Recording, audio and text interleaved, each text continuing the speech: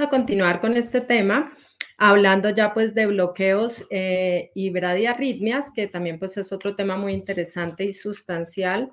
Me pasan las diapositivas dentro de la interpretación del electrocardiograma. Y lo primero que quiero es recordar, pues, que las células del miocardio son células altamente especializadas que tienen la función de tener unas actividades eléctricas que generan impulsos, pero también pues se encargan de la contracción.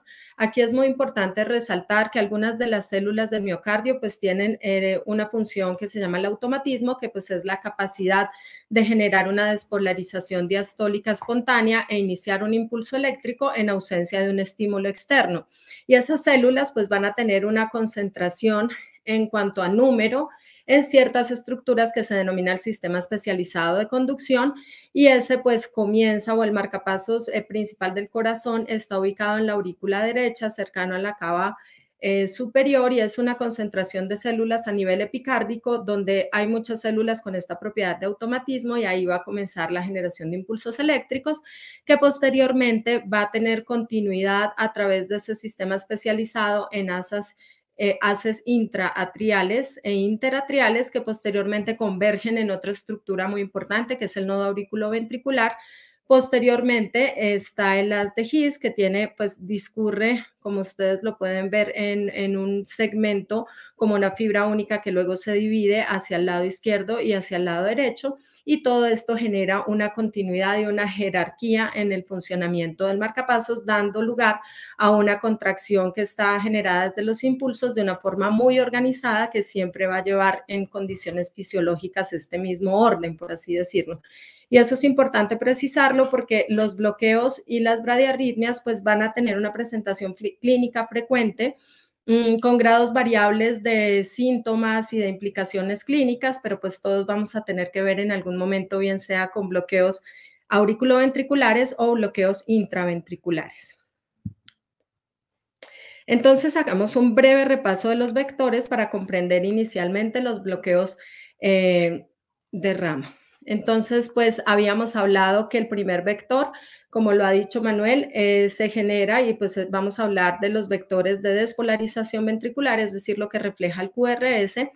Va a tener inicialmente pues la representación gráfica de la actividad eléctrica de la despolarización del tabique interventricular, y el tabique interventricular pues está de alguna manera subdividido en un hemitabique izquierdo y un hemitabique derecho, y la gran masa de células o la masa de células predominantes proviene del ventrículo izquierdo, que tiene pues por definición esa mayor masa de células. Entonces aquí pues va a iniciar o va a predominar la actividad eléctrica de este lado, y aquí está reflejado en estas flechas. La sumatoria de los dos vectores nos da un vector residual que es el que va a formar las ondas, y dependiendo de cuál sea la derivación en la que estamos mirando ese electrocardiograma, pues si son derivaciones V1, V2, esa actividad se acerca generando una onda R, y si estamos en V5 y V6, la onda va a ser negativa porque la actividad se está alejando a ese punto que yo estoy viendo. Ese vector tiene pues una dirección de izquierda a derecha, adelante y abajo. El segundo vector de despolarización pues es el que corresponde a la pared libre de los ventrículos. Cada uno va a ir en su dirección,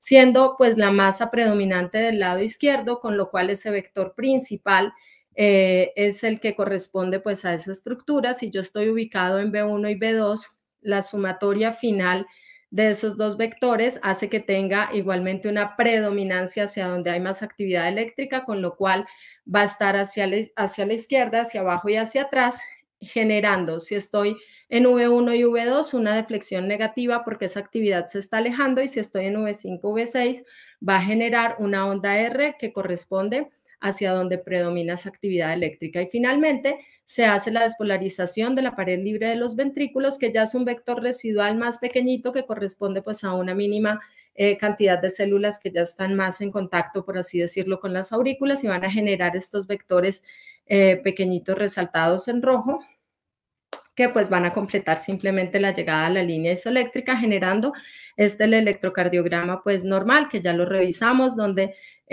pues la configuración es de la R que va siendo progresivamente más alta y la S que va evolucionando hacia las derivaciones que van hacia el lado izquierdo. Entonces, pues dicho esto, hablemos de los bloqueos intraventriculares. ¿Qué es un bloqueo? Un bloqueo es un trastorno de la conducción que va a generar fundamentalmente un retraso en el estímulo eléctrico y eso lo podemos ver en el electrocardiograma reflejado en el QRS.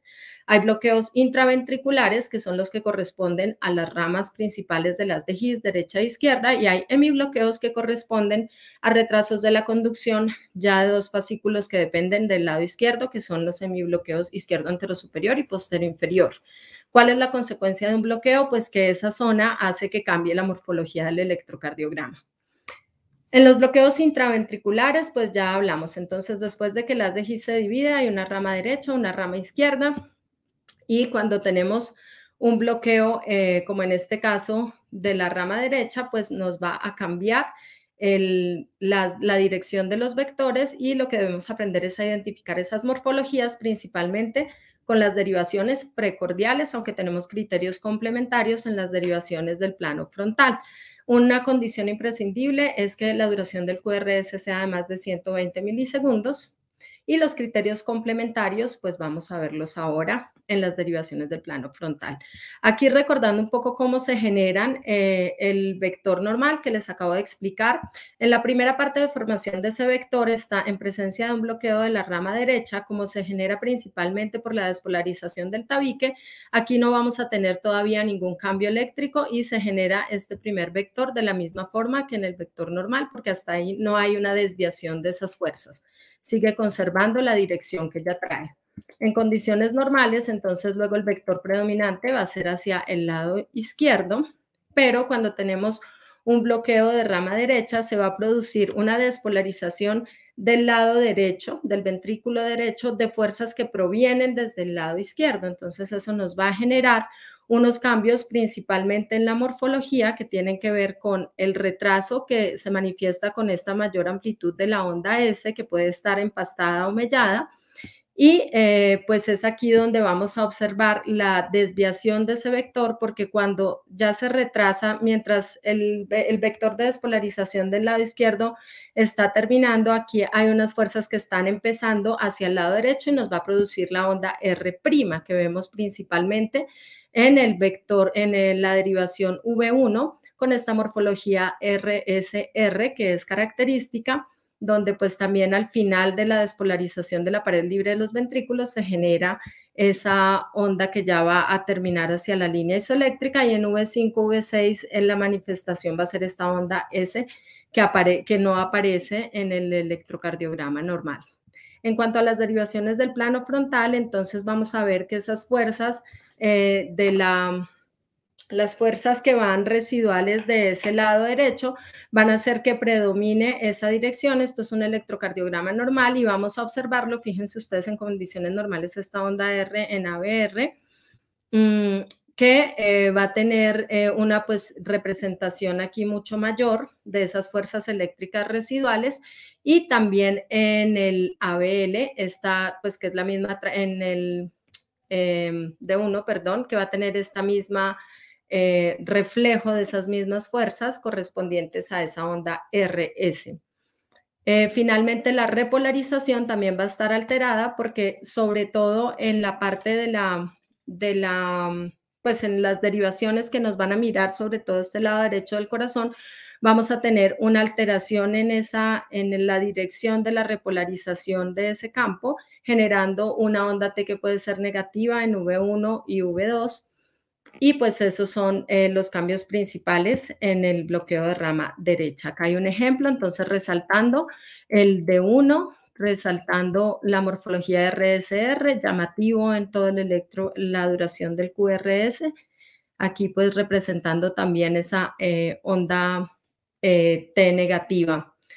Y bueno, esto era lo mismo en la parte de la repolarización. Pasando al bloqueo de rama izquierda, entonces pues va a ser lo mismo, se bloquea este lado, entonces las fuerzas que van a despolarizar van a generar un retraso porque provienen del lado derecho del corazón. Entonces eso va a generar una desviación de los vectores que en función de donde yo me encuentre, donde esté viendo, pues aquí predominantemente va a estar dirigido hacia ese lado izquierdo, y si estoy en las derivaciones V5 y V6 va a generar una onda en este caso monofásica, con un empastamiento o melladura, y al estarse alejando estas fuerzas del V1, V2 puede generar la formación de dos morfologías de QRS, esta QS que tiene empastamiento, fíjense la duración del QRS con esta amplitud mucho mayor, a veces hay una onda R embrionaria que también puede ser parte de ese complejo RS característico del bloqueo de rama izquierda, donde también pues dadas ese cambio de las fuerzas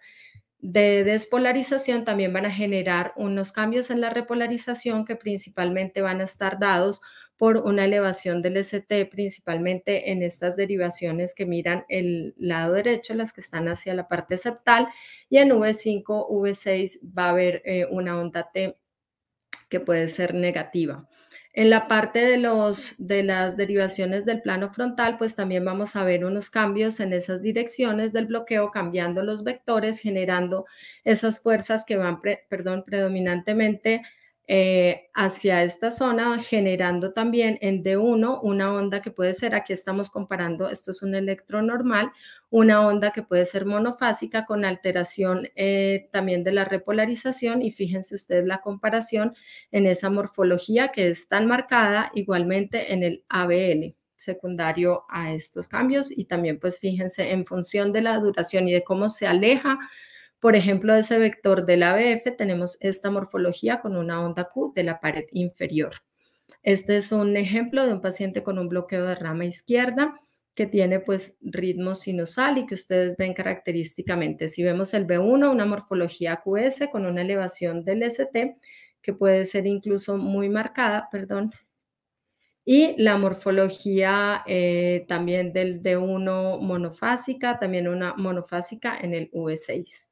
Vamos entonces en función del tiempo con los semibloqueos de la subdivisión anterior.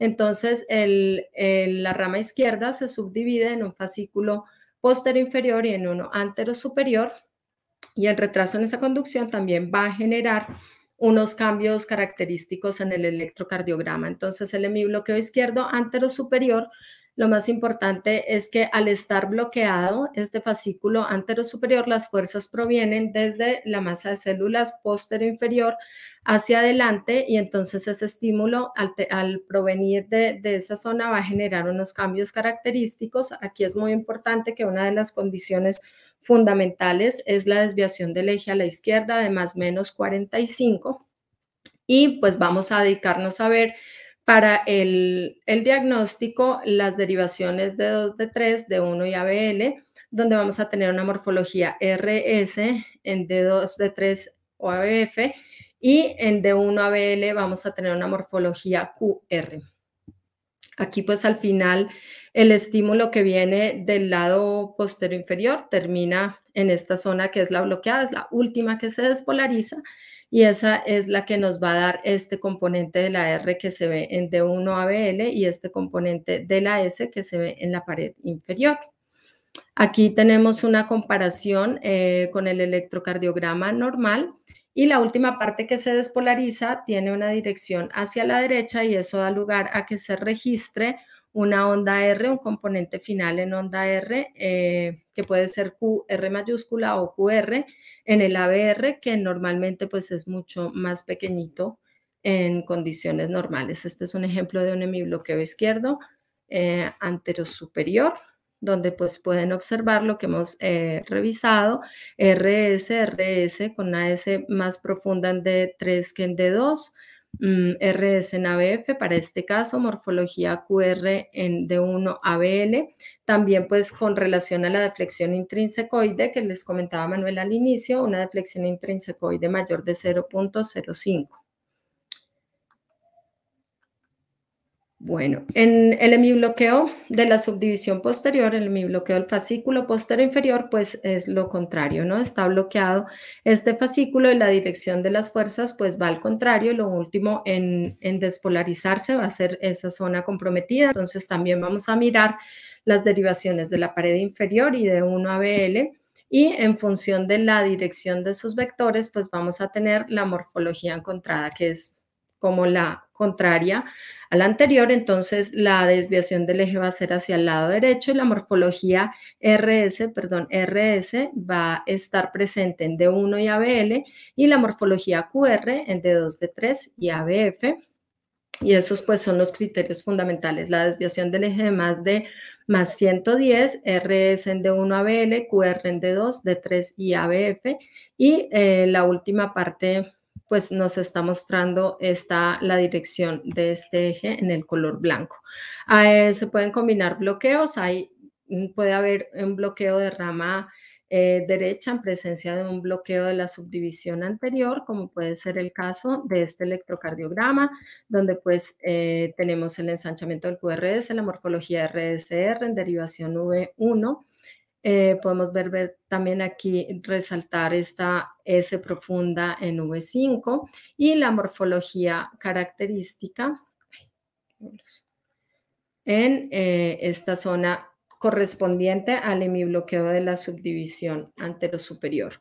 Con respecto a los bloqueos de la conducción auriculoventricular, entonces nos ubican en ese segundo sistema de jerarquía de marcapasos. Entonces, fundamentalmente, vamos a tener los bloqueos auriculoventriculares que se clasifican en primer grado, segundo grado y tercer grado. Y aquí el foco de nuestra atención para las mediciones es el segmento PR. Entonces, en el bloqueo de primer grado, que es el más fácil, lo que vamos a tener es una prolongación del segmento PR mayor de 200 milisegundos. Algunos autores pues también ponen el punto de corte de 220 porque entre 200 y 220 generalmente no hay ninguna diferencia y ninguna implicación clínica.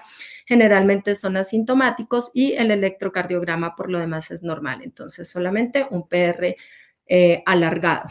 El bloqueo de segundo grado, entonces, va a tener dos subtipos, el MOVITS 1, donde el segmento PR se va alargando progresivamente hasta que una P queda sin su QRS que lo sucede, una P bloqueada, entonces luego vuelve a empezar el ciclo. Entonces, PR que se va aumentando y una P que no conduce. En el MOVITS 2 hay una P que no conduce, pero que no está precedida por segmentos PR que se van alargando, sino PRs que son constantes. Y en el bloqueo de tercer grado hay una disociación auriculoventricular, donde la frecuencia auricular va por su lado, la frecuencia ventricular tiene también su ritmo independiente. Entonces vemos que si bien aquí uno pudiera pensar que hay un bloqueo de primer grado, posiblemente aquí hay otra P. Esta P tampoco tiene una relación igual que esta P. Y vemos también mnemotécnicamente más P's que QRS. Entonces, pues vamos a ver algunos ejemplos. Simplemente bloqueo de primer grado, un PR simplemente prolongado, constante, sin ninguna otra alteración. Generalmente esto nunca tiene una implicación clínica sintomática para ese paciente. Entonces, siempre medir el PR desde el inicio de la onda P hasta el inicio del QRS. En el MOVITS 1, entonces, se alarga progresivamente. Aquí vemos cómo estas señas pues, nos indican el tamaño en color rojo y luego esta P que no tiene ningún complejo QRS que lo sucede. En cambio, en el MOVITS 2, este PR es siempre igual, pero hay una P de pronto que no conduce aisladamente. Este es otro ejemplo. Vamos a pasarlo rapidito. Bueno, este también, se me corrió aquí un poquito, entonces era para mostrar PR con una distancia, otro que se ve un poco más grande y otro más grande, posteriormente una P que no conduce y aquí empieza este nuevo ciclo donde este PR es más corto que el PR anterior a la P bloqueada. Este es un MOVITS 2, esto es para un trazo de un holter. Entonces aquí este PR que no se alarga y posteriormente una P bloqueada. Este es un tipo de bloqueo que no se puede clasificar exactamente como un bloqueo de segundo grado porque es el bloqueo 2 a 1. Cada dos P sinusales, solo una sigue un QRS, es decir, cada dos estímulos auriculares sinusales que llegan a la unión, pero hay otro que no llega. Entonces hay P con QRS, luego una P sola, P con QRS, una P sola, y este es el bloqueo 2 a 1. Bloqueo de tercer grado, entonces la disociación auriculoventricular, la frecuencia ventricular es menor que la frecuencia auricular de las ondas P. Generalmente el QRS está ensanchado y generalmente el RR es regular. Esto lo pasaré rápido y aquí quiero mostrarles otro bloqueo también de tercer grado con una frecuencia que puede ser cercana a 30, donde podemos ver las P que están completamente disociadas de los QRS, que además son QRS ensanchados y que van a una frecuencia de una jerarquía de marcapasos mucho más baja. Aquí este es otro ejemplo de la disociación. Pasaré rápidamente en función del tiempo. Y estos también son otros ejemplos de disociación auriculoventricular. Este finalmente es un bloqueo auriculoventricular de tercer grado, pero en un paciente que tiene una fibrilación auricular. Entonces es uno de los casos en los que fibrilación auricular tiene un RR regular, que sabemos que no entra dentro de su definición. Aquí se ve pues la actividad auricular muy rápida y el RR y el QRS disociado, en este caso también con un aleteo auricular, donde la actividad auricular pues es mucho más lenta que la que vemos en la fibrilación auricular. Síndrome de bradicardia taquicardia es algo importante dentro del espectro de la disfunción sinusal que se caracteriza por taquicardia supraventricular, pausa, que generalmente es mayor de 2 segundos para ser significativa y posteriormente puede empezar con latidos de escape y con ritmo sinusal en bradicardia.